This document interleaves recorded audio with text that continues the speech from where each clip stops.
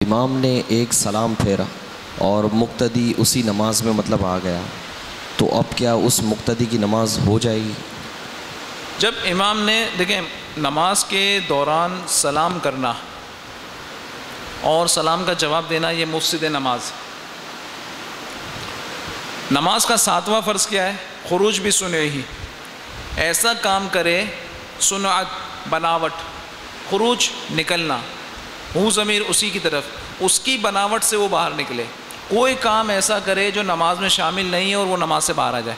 نماز سے اب تکبیر تحریمہ کر کے وہ نماز میں داخل ہوا، اب کوئی ایسا کام کرے جس سے وہ نماز سے باہر آئے، تو اس کے لیے واجب کیا ہے؟ سلام کر لے. واجب کیا ہے؟ کہ سلام کے ذریعے سے نماز سے باہر آئے. تو جب امام نے لفظ السلام کہا تو وہ نماز سے حقیقتاً باہر آ چکا ہے. اب اس کی ابتدا السلام کہنے کے ساتھ اگر کوئی اس کی ابتدا کرتا ہے تو اس کی ابتدا درست نہیں ہوگی. لفظ السلام اگر کہہ دیا امام صاحب نے تو اس وقت پھر آنے والے شخص کو اقتدا کی نیت سے امام کے پیچھے نماز شروع نہیں کرنی چاہیے. واللہ تعالی اعلم.